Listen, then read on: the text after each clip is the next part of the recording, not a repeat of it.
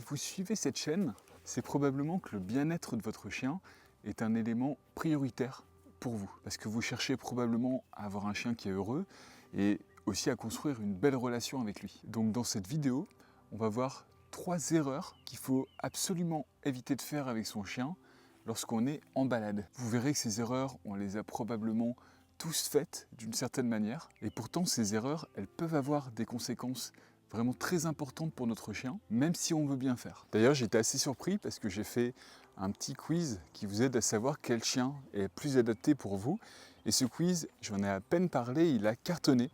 Vous avez été nombreux à le télécharger. Dans ce quiz, on se base sur votre style de vie, sur le niveau d'implication et l'expérience que vous avez avec les chiens, mais également quelques caractéristiques que vous recherchez chez un chien. Et ça va vous donner une idée du chien qui pourrait être le plus adapté pour vous. J'ai également intégré un maximum de caractéristiques suivant la race du chien. Donc il y en a, je crois, une vingtaine. Et si ça vous intéresse, c'est disponible en description de la vidéo. Je pense que c'est toujours intéressant de se faire une petite idée là-dessus. Donc la première erreur à absolument éviter de faire, c'est de tirer sur la laisse lorsque votre chien il est surexcité et qu'il garde la laisse tendue. Parce que même si j'ai tendance à promener Mia très souvent sans laisse lorsqu'on est à la campagne, dès qu'on se rapproche de la ville, moi je préfère l'avoir attachée avec moi pour éviter les accidents. Et la problématique de ça, c'est que lorsque votre chien il est surexcité, lorsqu'il est motivé à aller à un endroit, lorsqu'il n'a pas été sorti pendant plusieurs heures, il peut arriver que le chien, au début, il se mette à tirer. Alors je sais que c'est frustrant, mais il faut se dire que votre chien, de base, il a un rythme qui est différent de vous. Sa démarche naturelle, elle est plus rapide que celle de l'humain.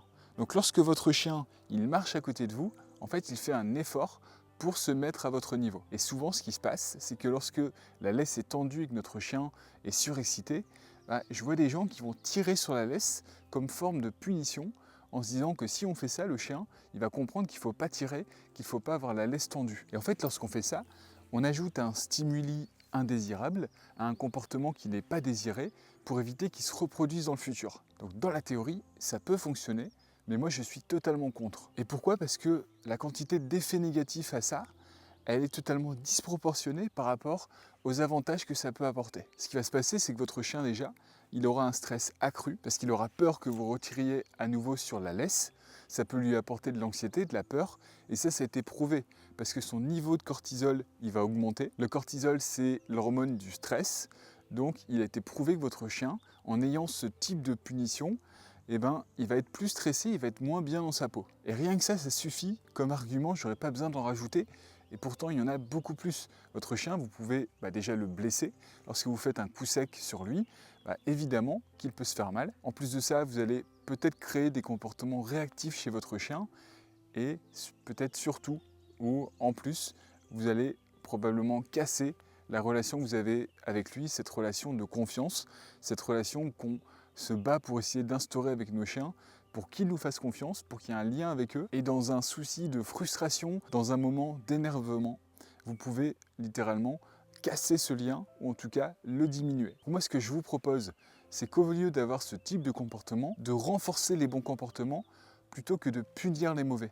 Ce sera beaucoup plus simple, beaucoup plus vertueux. Je vous ai déjà parlé de Skinner et de ses études sur le conditionnement opérant. Et il explique très bien les comportements qui sont renforcés positivement. Ils ont plus de chances d'apparaître à nouveau dans le futur. Et donc ils sont plus susceptibles d'être répétés. Alors plutôt que de tirer, essayez plutôt de le féliciter lorsque la laisse elle n'est pas tendue, lorsque votre chien il est calme et qu'il marche à côté de vous. S'il tire trop sur la laisse, simplement arrêtez-vous. Votre chien va comprendre que dès que la laisse est tendue, on arrête de marcher. Et donc, il y a moins de chances qu'il répète ce comportement dans le futur. Et essayez de prendre en compte le niveau d'énergie de votre chien. Parfois, il va simplement avoir un niveau qui est très élevé parce que il a manqué d'exercice pendant les derniers jours. Et donc, il faut le comprendre et adapter son niveau d'exigence également à sa situation et au contexte. Moi, il y a des moments où, lorsque je pars en ville et que Mia est un peu excitée, c'est vrai qu'elle va tirer. Je vais essayer de rester calme, de ne pas m'énerver et d'appliquer certains principes. Donc, de m'arrêter lorsqu'elle tire, de féliciter lorsqu'elle est calme, d'être patient, parce que j'ai pas envie que ce type de comportement ne puisse casser le lien qu'on a ensemble. La deuxième erreur que je pense qu'il faut éviter de faire avec votre chien, c'est de le punir.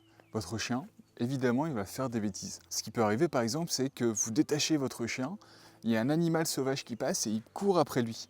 Là, il a fait ce qu'on peut appeler une bêtise. Mais en réalité, lui, il a eu son comportement de chien, c'est-à-dire que il a cet instinct d'aller courir après une proie. Et ce qu'on va faire en général, c'est que du coup, on va reprendre notre chien, le réattacher, rentrer à la maison en étant en colère, et on ne va pas lui parler de la journée.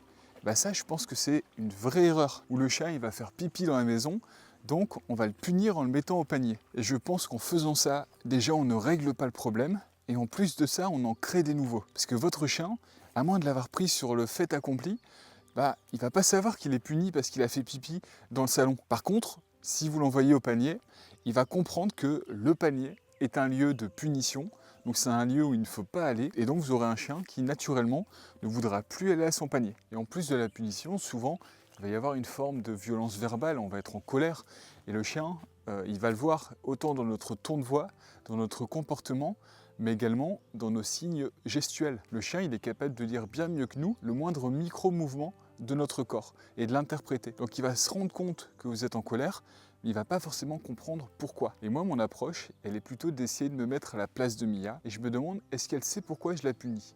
Bien souvent, c'est pas le cas, parce que les chiens, ils vivent dans notre monde, avec nos règles, et c'est à moi, en tant que maître, de lui apprendre les bons comportements à avoir. Et si elle ne se comporte pas bien, à moins d'un accident, je considère que c'est de ma faute. Et ce que j'essaie plutôt de faire, c'est de comprendre le fond du problème. Si mon chien il a fait pipi, il y a peut-être des raisons qui sont sous-jacentes à ça. Peut-être que mon chien il a eu une émotion très forte. Il était peut-être très content de me voir revenir, donc il a une forme d'hyper-attachement, ou alors il a entendu un bruit qui lui a fait peur, ou simplement, ce matin je ne l'ai pas assez promené et il n'a pas eu le temps d'aller faire pipi, et donc il n'a pas pu se retenir. Ça peut donc être également un accident qui est isolé. Une fois que j'ai compris ça, je peux réagir à ce problème. Si mon chien il est hyper attaché à moi, je peux essayer de travailler sur ce problème. Si mon chien il a eu peur de quelque chose, je peux essayer de le désensibiliser. On peut toujours essayer de régler un problème en allant à sa source. C'est la même chose que pour tirer en laisse. Si mon chien il est jamais sorti, si mon chien il peut jamais aller courir, c'est un peu normal qu'il se mette à tirer. Donc peut-être que je vais lui faire un peu plus d'exercice et renforcer les comportements positifs lorsqu'il est calme. Et sans avoir à m'énerver, j'ai réglé les problèmes qu'on avait, les problèmes de comportement, les bêtises qu'elle pouvait avoir fait. Donc ce que j'essaie de faire à chaque fois, c'est de créer une stratégie qui va amener mon chien à avoir le bon comportement sans avoir à le punir. Il y a une étude qui a été publiée dans Applied Animal Behavior Science. Cette étude, elle montre que les chiens qui ont été entraînés par le renforcement positif, donc la méthode que j'essaie de prôner sur Sentier Canin, elle montre qu'il y a eu une diminution des comportements indésirables, mais également une augmentation des comportements souhaités. Et tout ça sans avoir à punir notre chien, à s'énerver et à casser le lien qu'on a construit ensemble et qu'on s'efforce de construire ensemble chaque jour. Et maintenant, on va voir le troisième point. C'est un point qui est moins lié à l'éducation, mais plutôt à une erreur qu'on peut souvent faire, que moi j'ai faite lorsque Mia était bébé, que je regrette un peu aujourd'hui. J'ai eu de la chance, il ne s'est rien passé, mais c'est surtout important pour son bien-être et pour sa santé. On continue et on voit ça ensemble. On y va? Ouais. Et la troisième erreur à ne pas faire qui peut être vitale pour votre chien, c'est de ne pas forcer la balade lorsque votre chien vient de manger. Donc après le repas, j'évite toujours de la laisser aller courir, de la laisser aller se dépenser, parce qu'il y a un vrai risque pour sa santé. En fait, votre chien, ce qui risque, c'est de se faire une torsion de l'estomac. C'est l'estomac qui se retourne parce qu'il est trop lourd. C'est un peu comme si vous remplissiez un ballon de baudruche avec de l'eau et que vous sautiez comme ça. Il y a des chances que le ballon se tourne, ça crée un nœud, et votre chien, en fait, il peut mourir en quelques heures à peine. Et ça, c'est une information qu'on ne donne pas assez, je pense. Et moi, je me souviens que lorsque Mia était petite, je ne regardais pas après ça.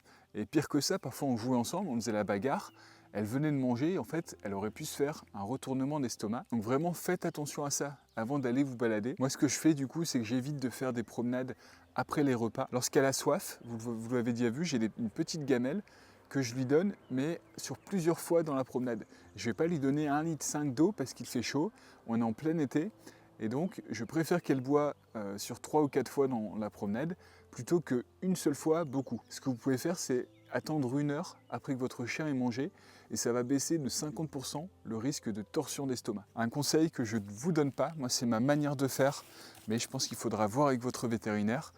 Mia, moi je lui donne des croquettes à volonté, c'est-à-dire qu'elle a toujours des croquettes à disposition et elle mange selon ce qu'elle a envie de manger. Il faut quand même savoir que c'est quelque chose que je fais contre l'avis de mon vétérinaire. Le risque de ça, c'est que votre chien il prenne du poids beaucoup plus rapidement, ce qui est vrai, puisque je pense que Mia mange peut-être un peu plus que si je pouvais contrôler exactement ce qu'elle mange. Mais l'avantage de ça, c'est que Mia n'a aucun problème avec la nourriture. Elle n'est pas du tout concentrée dessus. Elle mange quand elle a faim. Et moi, je trouve que lorsque les chiens, ils ont des portions qui sont définies dans la journée, ils sont parfois omnibulés par ça, omnibulés par la faim. Et donc, ça crée en fait des comportements que je ne veux pas avoir chez mon chien. L'avantage dans notre cas, c'est que du coup, Mia va manger en plusieurs fois dans la journée et elle aura moins souvent l'estomac qui va être totalement plein, surchargé, qui peut créer cet effet de torsion d'estomac. Si vous songez à faire ça, adaptez ça vraiment suivant ce que vous dit votre vétérinaire, la condition de votre chien. Si vous avez un chien qui est gourmand, ça peut être dangereux et ça peut créer en fait des risques de surpoids. Nous, on a un contexte avec Mia où on marche tous les jours, où elle n'est pas en surpoids, donc c'est vraiment pas un conseil, c'est juste un constat et ma manière de faire avec Mia. Je vous remercie d'avoir regardé cette vidéo, j'espère qu'elle vous aura aidé, qu'elle vous aura donné quelques éléments intéressants pour la suite avec votre chien. Et moi, je vous dis à dans 2 jours pour la prochaine vidéo. Si la vidéo vous a plu, n'hésitez pas à la liker, c'est ce qui me montre que vous soutenez le projet de la chaîne, que vous soutenez le contenu. Moi, je vous remercie pour votre bienveillance. Je suis à chaque fois choqué par la bienveillance en fait, des gens sur YouTube. J'avais vraiment cette appréhension en créant Sentier Canin et en fait, j'ai que des bons retours. Voilà, je pense que mon contenu peut être largement amélioré. Je continue à me former pour essayer de ne pas dire de bêtises sur YouTube, parce que plus vous êtes à regarder, plus ça a un impact fort et il ne faut pas que je me trompe, donc ça me rajoute un petit stress. Mais en tout cas, voilà, je voulais simplement à nouveau vous remercier. Je ne le dis pas à chaque vidéo, je devrais. Donc merci et à dans 2 jours. Salut, on y va ?